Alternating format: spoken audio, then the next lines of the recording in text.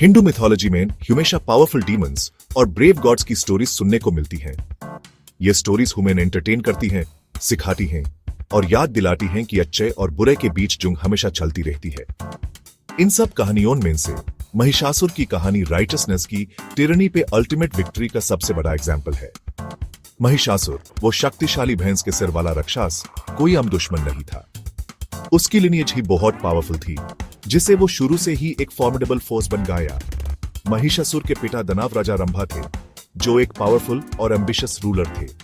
रंभा तीनों लोकों पे राज करना चाहता था और इसलिए वो हमेशा देवास यानी गॉड से लड़ता रहता था। उसकी माता सियामला एक प्रिंसेस थी, जिसको श्राप मिला था कि वो भैंस बन जाएगी। इस अनयूजुअल यूनियन से महिषासुर का जन्म हुआ, एक ऐसा बीइंग जिसको अपने पिता की एम्बिशन और अपनी माता का श्राप दोनों ही मिला था। महिषासुर के भैंस वाले रूप ने यूसी इमेंस स्ट्रेंथ और रेजिलियंस दिया था, जिससे वो ऑलमोस्ट इनविंसिबल बन गया था। जैसे जैसे वो बड़ा होता गया, उसकी पावर और क्रूरटी के किस्से फेमस होते गए। वो जल्दी ही अपने पिता के थ्रोन पे कब्जा कर लिया और असुरस का राजा बन गया। वो डीमंस जो हमेशा सेलेस्टियल ऑर्डर को चैलेंज करते थे।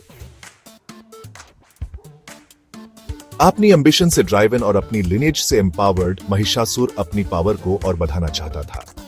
उसने कठिन तपस्या शुरू कर दी, ब्रह्मा जी को इंप्रेस करके उनसे ऐसा वरदान पाने की कोशिश में जिससे वो इनविंसिबल बन जाए। उसकी डिवोशन भले ही सेल्फिश डिजायर्स से भरी हुई थी, लेकिन ब्रह्मा जी को इंप्रेस कर गई। ब्रह्मा जी महिषासुर के सामने प्रकट हुए, उसे वरदान देने के लिए तैयार। महिषासुर, जो कि कनिंग और एम्बिशियस था, उसने इमोर्टैलिटी का वरदान मांगा, लेकिन ब्रह्मा जी ने माना कर दिया, ये कहते हुए कि हर बीइंग, चाहे वो मोर्टल हो या इमोर्टल, डेथ के अधीन होता है। हार कर भी महिषासुर ने हिम्मत नहीं हारी और एक क्लेवर प्लान बनाया। उसने ऐसा वरदान मांगा जिससे वो सारे मेन और गॉड से इनविंसिबल हो जाए, ये सोचते हुए कि कोई भी वोमन उसको कभी हरा नहीं पाएगी। ब्रह्मा जी अपने वचन से बंधे होने के कारण उसे ये वरदान देना पड़ा। ब्रह्मा जी के वरदान से एम्पावर्ड, महिषासुर ने पूरी दुनिया पे अपना आतंक मचा दिया। उसने जल्दी ही स्वर्गलोक पे कब्जा कर लिया।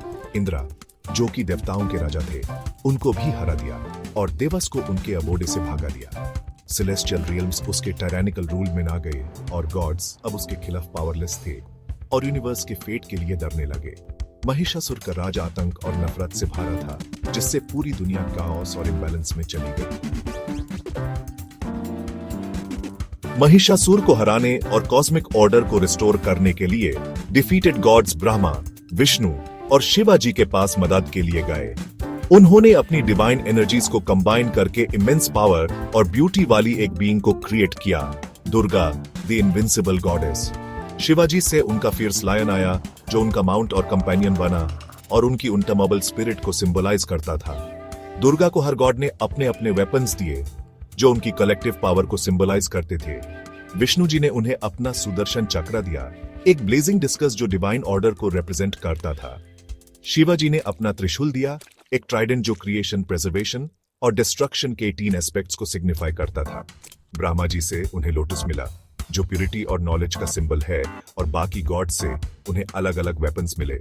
हर एक वेपन एक डिवाइन एट्रीब्यूट को रिप्रेजेंट करता था। इस तरह से आर्म्ड और सभी देवताओं के आशीर्वाद से एम्पावर्ड, दुर्गा महिषासुर से युद्ध करने के लिए निकाल पड़ी। यह युद्ध 9 दिन और रात तक चला, क्रिएशन और डिस्ट्रक्शन का एक कॉस्मिक डांस।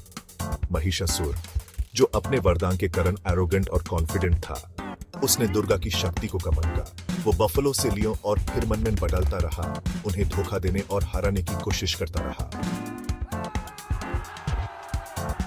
अपनी माइट और ट्रिकरी के बावजूद महिषासुर दुर्गा की डिवाइन स्ट्रेंथ और अनवेवरिंग रिजॉल्व के सामने टिक नहीं पाया। उन्होंने उससे पूरे डिटर्मिनेशन के साथ युद्ध किया। उनका हर वार गॉड्स और ऑप्रेस्ड लोगों की होप्स से भरा हुआ था। फाइनली 10वें दिन दुर्गा ने महिषासुर को अपने पैरों तले कुचल दिया और अपने त्रिशूल से उसका हृदय भेद दिया। राक्षस राज को मार डाला और दुनिया में बैलेंस वापस लाया। महिषासुर की हार बुराई पर अच्छाई की जीत, अज्ञानता पर ज्ञान की जीत और कैओस पर ऑर्डर की जीत का प्रतीक है। यह एक रिमाइंडर है कि चाहे कितने भी शक्तिशाली राक्षस क्यों न हो, डिवाइन फोर्सेस की कंबाइंड माइट का सामना नहीं कर सकते हैं और राइचसनेस की हमेशा जीत होगी।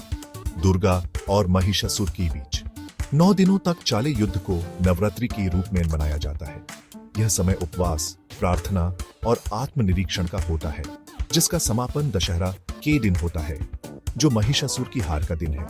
यह विक्ट्री पूरे भारत में बहुत खुशी और उत्साह के साथ मनाई जाती है, जो बुराई पर अच्छाई की ट्रायम्फ और विश्वास और साहस की इंड्यूरिंग पावर को दर्शाती है।